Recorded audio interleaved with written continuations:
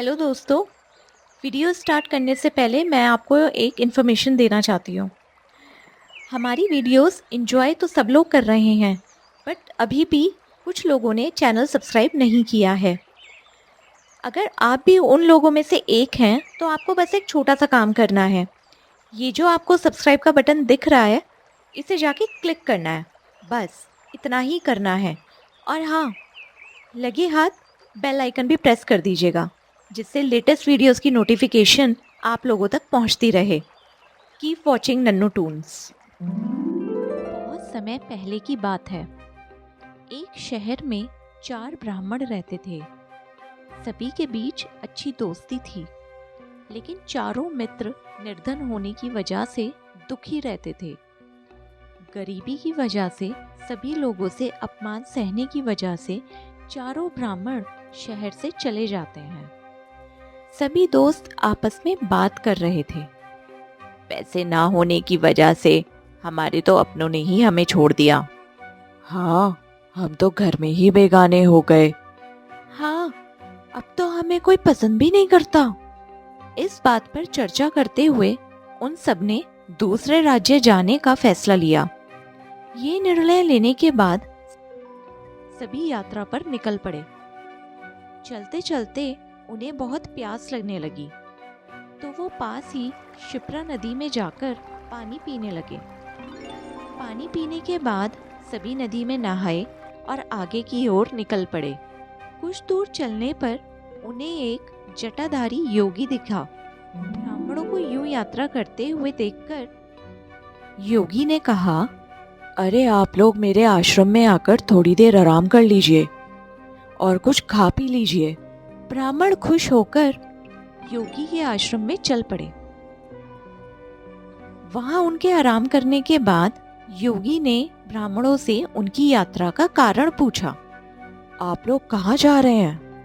ब्राह्मणों ने अपनी पूरी कहानी सुना दी और कहा, अरे योगी महाराज, गरीबों का कोई नहीं होता, इसलिए हम चारों धन कमाकर बलवान बनना चाहते हैं। उनका निश्चय देखकर योगी भैरवनाथ बहुत खुश हुए। ब्राह्मणों ने उनसे पूछा, आप हमें कोई धन कमाने का कोई रास्ता दिखाइए, आपकी बड़ी कृपा होगी। योगी के पास तप का बल था, जिसका इस्तेमाल करके उसने एक दिव्य दीपक उत्पन्न किया। ये एक दिव्य दीपक है, इसे लेकर हिमालय पर्वत की ओर बढ़ना।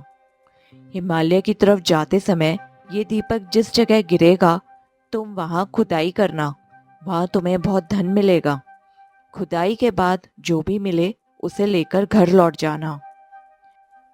हाथ में दीपक लेकर सभी ब्राह्मण योगी के कहे अनुसार हिमालय की ओर निकल पड़े। बहुत दूर निकलने के बाद एक जगह दीपक गिर गया। वहां ब्राह्मणों ने खुदाई शुरू की। खोदते खोदते उन्हें उस जमीन में तांबे की खान मिली। तांबे की खान देखकर ब्राह्मण बहुत खुश हुए। तभी एक ब्राह्मण ने कहा, हमारी गरीबी मिटाने के लिए ये तांबे की खान काफी नहीं है। अगर यहाँ तांबा है तो आगे और बहुत कीमती खजाना होगा। उस ब्राह्मण की बात सुनकर उसके साथ के ब्राह्मण आगे बढ़ गए और एक ब्राह्मण उस खान से तांबा लेकर अपने घर लौट गया। आगे चलते चलते फिर एक जगह दीपक गिरा। वहां खुदाई करने पर चांदी की खान मिली। ये खान देखकर तीनों ब्राह्मण खुश हुए। फिर एक ब्राह्मण तेजी से उस खान से चांदी निकालने लगा, लेकिन तभी एक ब्राह्मण ने कहा, आगे और कोई कीमती खान हो सकती है। अरे नहीं नहीं, मेरे लिए तो ये चांदी की खान ही बहुत है। ये सोचकर 2 ब्राह्मण आगे निकल गए और एक ब्राह्मण उस चांदी की खान को लेकर घर लौट गया। फिर आगे चलते चलते एक जगह दीपक गिरा, जहां सोने की खान थी। सोने की खान देखने के बाद भी एक ब्राह्मण के मन का लोभ खत्म नहीं हुआ। उसने कहा, अरे हम लोग आगे चलते हैं, यहाँ सोना मिला है, क्या पता आगे कुछ हमें हीरा मिले। अरे नहीं नहीं, मैं तो इस सोने की खान में ही बहुत खुश हूँ। अरे पहले तांबे की खान मिली, फिर चांदी की और अब सोने की। सोचो आगे और कितना कीमती खजाना होगा। तुम्हें आगे जाना है तो जाओ, लेकिन मेरे लिए ये काफी है। इतना कहकर वो सोना लेकर घर चला गया। तभी वो लोभी ब्राह्मण दीपक हाथ में लेकर आगे चलने लगा। आगे का रास्ता बहुत कांटों भरा था। कांटों भरा रास्ता खत्म होने के बाद बर्फीला रास्ता शुरू हो गया। कांटों से शरीर खून से लथपथ हो गया और बर्फ की वजह से वह ठंड से ठिठुरने लगा। फिर भी अपनी जान को दांव पर डालकर वह आगे बढ़ता रहा। बहुत दूर चलने के बाद उस लोभी ब्राह्मण को एक युवक दिखा, जिसके मस्तिष्क पर चक्र घूम रहा था। युवक के सिर पर चक्र को घूमता देख उस लोभी ब्राह्मण को बड़ी हैरानी हुई। लोभी ब्राह्मण काफी दूर तक चल चुका था, इसलिए उसे प्यास भी लगी थी। उसने चक्र वाले व्यक्ति से पूछा, अरे तुम्हारे सिर पर ये चक्र कैसा और क्यों घूम रहा है, और यहाँ पीने के लिए पानी कहाँ मिलेगा?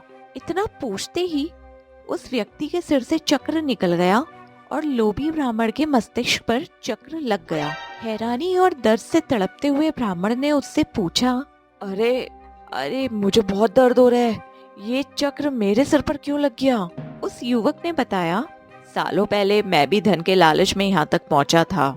उस समय किसी और के मस्तिष्क पर यह चक्र घूम रहा था। तुम्हारी तरह ही मैंने भी उनसे सब सवाल किया, तो मेरे सिर पर यह चक्र लग गया। अरे लेकिन मुझे कब इससे मुक्ति मिलेगी? जब तुम्हारी तरह कोई धन के लालच में यहाँ तक पहुँचेगा और चक्र को लेकर सवाल करेगा, तब ये चक्र तुम्हारे सिर से निकलकर उसके मस्तिष्क पर लग जाएगा। और ऐसा होने में कितना समय लगेगा? मैं राजा राम के काल से यहाँ हूँ, मुझे तो पता भी नहीं कि अभी कौन सा युग चल रहा है। तुम इसी से अंदाजा लगा सकते हो कि कितना समय लग सकता है। इतना बताकर वो युवक वहाँ से चला गया और ब्राह्मण मन ही मन बहुत दुख हुआ और चक्र के घूमने से हो रहे दर्द से उसके आंसू निकलने लगे। इस कहानी से हमें ये सीख मिलती है कि लालच हमेशा व्यक्ति को कष्ट और मुश्किल में डाल देता है। इसलिए हमें जितना मिलता है उसी में संतोष करना चाहिए और हर अवस्था में रहते हुए खुशी खुशी जीवन जीना चाहिए। अगर आपको ये कहानी पसंद आई है तो कृपया करके अपने चैनल नन्नू टून्स को सब्सक्राइब करें, वीडियो को लाइक करें, कमेंट करें और वीडियो को शेयर करना ना भूलें। मिलते हैं अगले कहानी में नए और मज़ेदार वीडियो के साथ।